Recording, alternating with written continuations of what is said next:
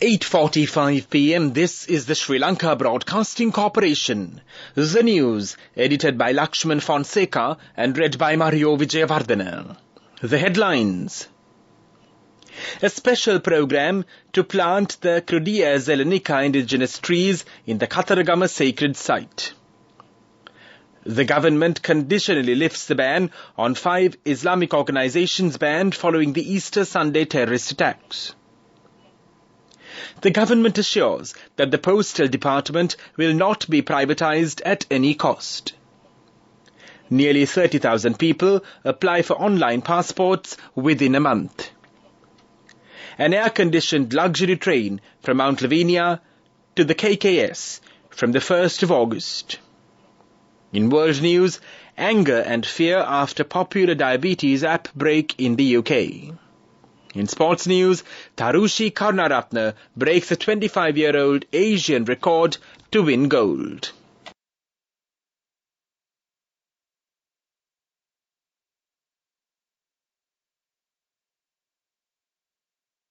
A special program will be launched to plant the Crudea zelenica indigenous trees in the Katharagama sacred site. The program is a concept of Minister Dr. Bandula Gunawardena. The minister says the plant has an important value in the legendary stories and it has been grown in the sacred site since the historical era. The minister further states that plans have been made to plant 200 Crudea zelenica trees on the site. The removal of the indigenous tree Crudea zelenica located in the Daraluwa area in Gampaha, which caused a controversy in 2021, was carried out based on cabinet approval. Cabinet spokesman Minister Dr. Bandula Gunawardena stated that the removal of the endemic tree was a policy decision by the government. The government has taken measures to conditionally lift the ban on 5 Islamic organizations out of 11 organizations which were banned following the Easter Sunday terrorist attacks. Former President Gotabaya Rajapaksa issued a Gazette notification banning these 5 organizations in April 2021. The organizations were banned under the Prevention of Terrorism Act.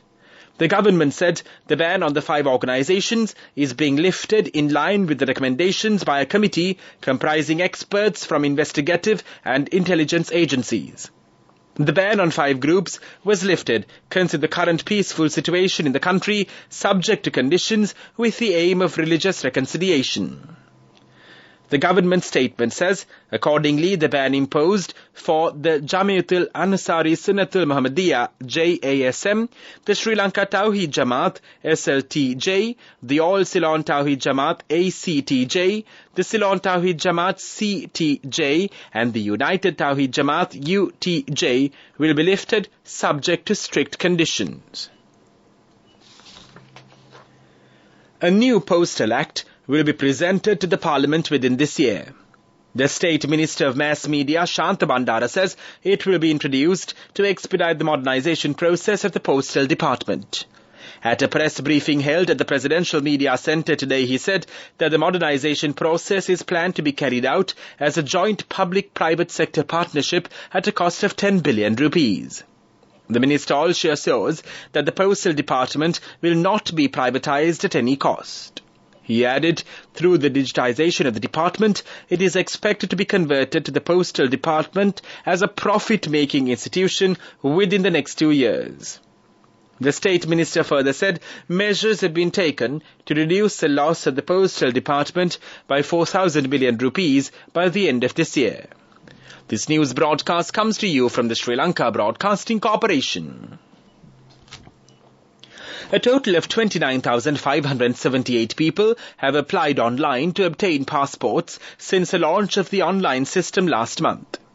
The Public Security Minister Tiranala said 5,294 people have submitted applications for one-day services and 24,285 for the normal service. Online applications for passports commenced with 51 divisional secretariats around the country on the 15th of June this year. It was launched to enable applicants to obtain passports from their hometowns without having to visit Colombo. The minister said that it is necessary to visit any of the 51 designated divisional secretariat offices for the registration and that the relevant payments can be made online or by visiting a bank branch of Ceylon. The Bank of Ceylon. The long queues in front of the Batturumuli Immigration and Immigration Department office have also ended after the launch of this system, the minister said. An air-conditioned luxury train between Mount Lavinia and Kankasantherai will be operated from the 1st of August. The Deputy General Manager of Railways, N.J. Idipalage, says that this luxury train will be added to the operation in addition to the 6 trains which operate daily from Colombo Fort to Kankasantherai every week. The Railway Department said the train will depart around 10 p.m. from Mount Lavinia and the ticket fee will be priced at around 4,000 rupees.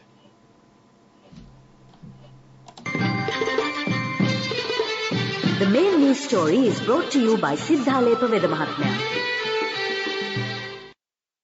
State Minister Ranjit Siambalapitiya says the new Central Bank Act will help to maintain its sovereignty and also the economic state of the country. He said the act will be presented to the Parliament next month. He added the central bank should be an independent body, and when the new act is passed, even the secretary to the Finance Ministry will not be able to participate at financial committee meetings of the central bank. The State Minister made these remarks at a media briefing held in Ruwanballa today. The main news story was brought to you by Siddhalepa Vedamahatmya. And now in Watchlight, the Director General of Health Services says the batch of the much disputed drug ceftriaxone has been withdrawn. Ceftriaxone was a drug caused allergic reactions to the antibiotics that resulted in the death of a 21-year-old girl. It is also reported that 2 more patients who were under medical care at the Kandy National Hospital had developed allergic reactions to the antibiotic yesterday. Speaking to the media, the Director General of Health Services, Dr. Aselu Gunawardena, said the batch of the antibiotics used in the Kandy National Hospital and the Peradeniya Teaching Hospital was thereby withheld after 2 more cases of allergic reactions were reported.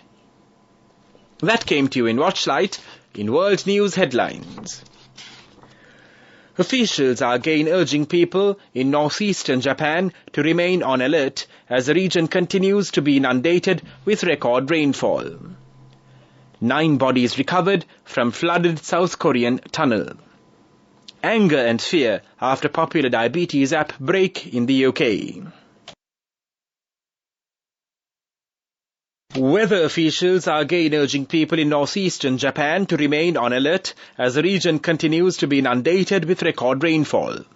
The Met Agency says Akita Prefecture and other parts of the Tohoku region along the Sea of Japan coast were deluged with rain on Saturday. A record amount of more than 320 millimeters fell at Mount Ahei in Akita. The towns of Fujisato and Happo saw over 200 millimeters of rain during a 24-hour period through Sunday morning. Officials in Akita say several rivers, including the Taihei River, have breached their banks. They have issued the highest alert level for flooding. Some areas under evacuation orders are warned again too. The Met Office forecasts more rain for the Tohoku region through Sunday and is warning of flooding in low-lying areas along with overflowing rivers and landslides. Rescuers working to reach cars trapped in a flooded tunnel near the South Korean city of Cheongwon have recovered 9 bodies. Flood water caused by days of torrential rain poured into the underpass so quickly that 37 passengers are feared to have died, with drivers trapped in their cars unable to escape. At least 37 people have died in total after flooding, landslides and power cuts across much of the country. Local media reported torrential rain had caused widespread flooding, landslides and the overflow of a major dam. Officials in the central town of Usong said that rescue workers have recovered an additional 9 bodies as they scrambled to reach several people who remained trapped there.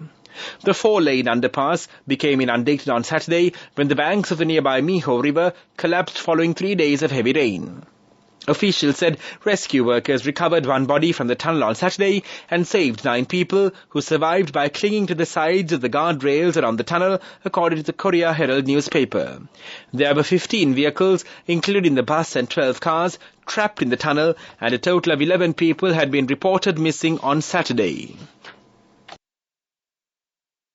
People with diabetes using a popular app have lost their usual way to check blood sugar after an update caused it to stop working on some Apple devices. Users wear a small sensor inserted in their body which sends data to an app. Abbott, which manufactures the Freestyle Libre device, says it is a top sensor-based glucose monitoring system used worldwide. But its app has stopped working on some Apple devices and it has now been withdrawn from the App Store.